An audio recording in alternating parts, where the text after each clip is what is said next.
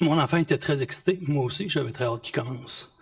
Jusqu'à ce que je lise un texte dans la presse du 13 août portant sur la maison Benoît Labre. Mon excitation s'est alors transformée en crainte. Lorsque l'arrondissement, la ville et le conseil d'agglomération ont accepté le projet de la maison Benoît Labre, située à quelques mètres de l'école primaire et de son parc, il était nullement question d'y avoir un site d'injection et d'inhalation de drogue dure. En effet, on parle toujours d'autoriser la construction d'un bâtiment à des fins d'hébergement pour personnes ayant besoin d'aide. Ça, c'est textuellement écrit partout, notamment dans un document présenté lors d'une séance d'information de l'arrondissement le 30 octobre 2019. Ainsi, j'aimerais savoir à quel moment les élus et l'arrondissement ont su que la vocation de la maison comportait un important volet drogue. Environ 2018.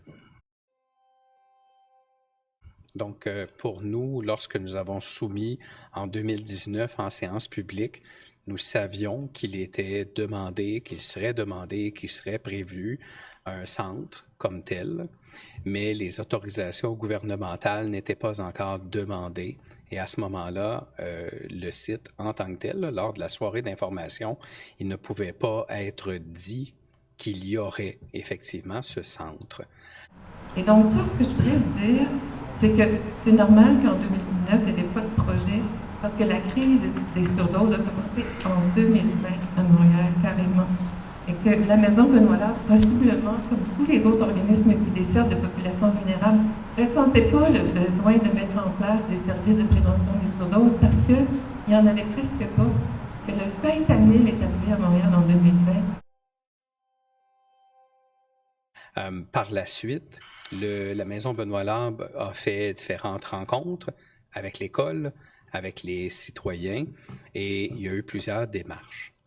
Alors, je comprends que vous êtes préoccupé. Je comprends, M. Gauvin. Est-ce qu'on a parlé de drogue à ces moments-là ou pas? Parce que moi, je regarde les ratissés Internet au complet, j'ai absolument rien vu. La première fois que je vois quelque chose, c'est il y a 2-3 semaines.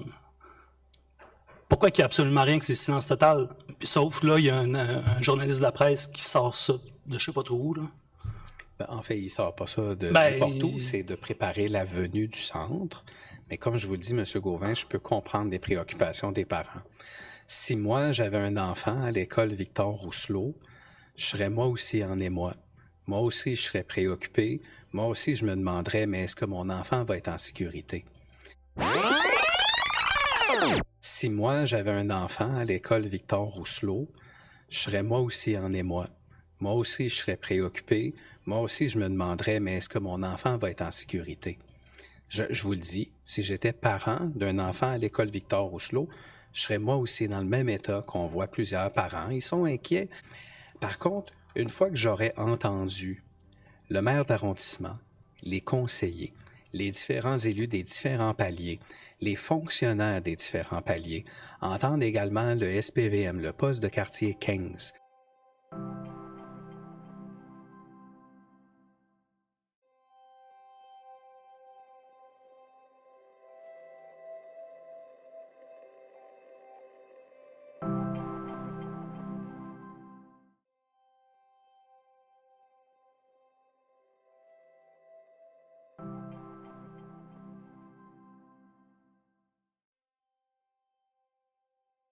je me dirais, OK, j'en ai peut-être pas entendu vraiment parler tant que ça, même s'il y a eu des pliants de déposer.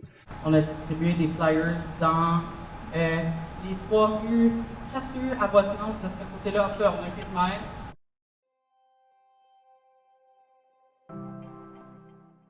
Même si le conseil d'établissement en 2021 a été rencontré pour préparer vraiment le terrain du centre d'injection supervisée, ça a été fait au conseil d'établissement en 2021. Non. Je suis sur le conseil d'établissement depuis 2 ans. J'ai toujours entendu la direction d'école parler avec le mot réhabilitation. Donc, on est loin d'un volet drogue ici. Mais si j'entendais autant d'élus, autant de fonctionnaires, autant de gens du milieu communautaire, autant de gens qui ont préparé la venue, je me dirais, OK, il me manque de l'information, je veux l'avoir, cette information-là. À l'effet qu'il y a des brigades de propreté également qui vont être là pour s'assurer qu'il n'y ait pas de seringue, qu'il n'y ait rien pour des gens qui vont pas aller consommer là. Ça arrive pas, en fait. C'est pas destiné destiné à ça. C'est destiné à des gens qui sont déjà dans notre organisme. Les services sont pour les personnes qui sont dans notre secteur actuellement et qui viennent déjà dans l'organisme. Mais il y a des gens qui vont pas aller dans ce secteur-là pour aller à l'intérieur, vont peut-être aller chercher des services, puis ça se peut qu'il y en ait dans le parc à côté. J'entendrai l'information aussi à l'effet qu'en ce moment, il y a dans quelques semaines, nous allons fermer le parc.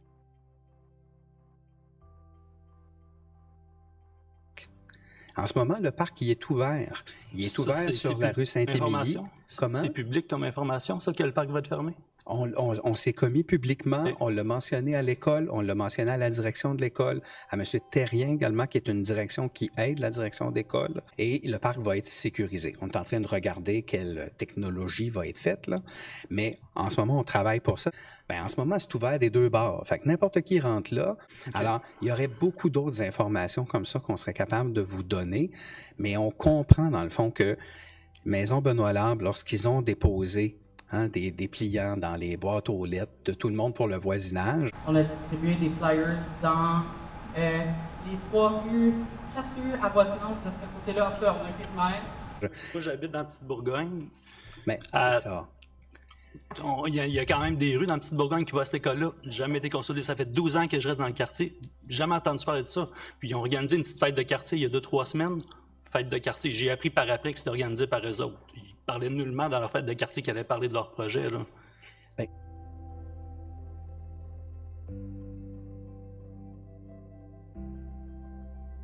C'est pour ça que je vous dis, ça se peut que d'un point de vue communication, le message ne soit pas super bien rendu. Maison Benoît Larbre a vraiment fait toutes les rues alentours. Est-ce qu'ils ont pris la carte source de l'école pour aller voir les codes postaux?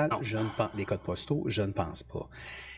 Ça a été publié sur le site Saint-Henri qu'il y avait vraiment une grande fête de quartier, il y a environ 3 samedis.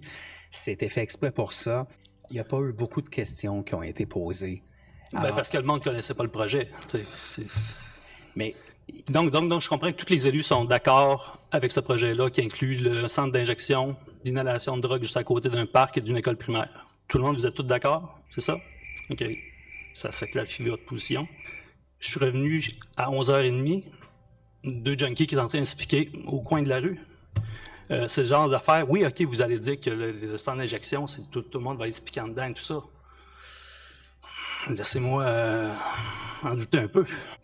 Bref, j'ai pas grand-chose à dire d'autre, à part que je suis complètement déçu que la maison Benoît Larbre, ma conjointe donnait à la maison.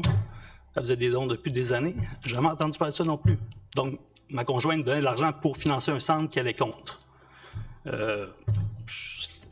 C'est aberrant. Puis en plus, le pire là-dedans, là, c'est que cette école-là, là, c'est à peu près l'école la plus défavorisée à Montréal, au Québec. Les personnes qui s'informent, qui ont peu d'argent et tout ça, ils n'ont plus envie d'aller envoyer leurs enfants là. Ça va faire en sorte que cette école-là, elle va être encore plus défavorisée. De plus en plus. Déjà que le monde ne veut pas l'envoyer là parce qu'elle a une mauvaise réputation. Mais ce qui va ressortir, c'est que cette école-là est à côté d'une piquerie. C'est juste ça qui va ressortir. Ça va juste amplifier le phénomène de cette école-là. Puis ça me pionne. Je suis pour l'éducation publique. J'ai envoyé mon enfant là. Mais c'est pas le genre d'affaire qui arriverait à côté d'une école privée. Je compatis avec vous. Je peux très, très bien comprendre.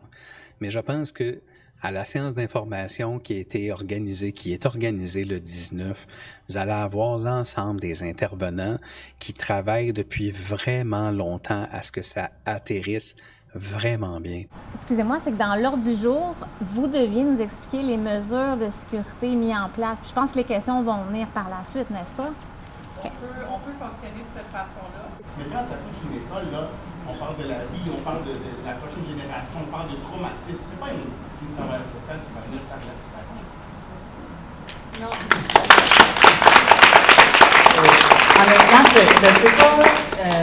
Je ne sais pas quoi répondre. Et on a tout à gagner collectivement pour que les parents puissent nous dire s'il y a des angles morts actuellement. Il y a vraiment un comité fait pour regarder tous les angles morts. Et moi, je suis garanti, là, c'est pas un pari risqué quand c'est une figure de style, là, ce qu'on dit. Je suis sûr qu'on va remporter notre pari.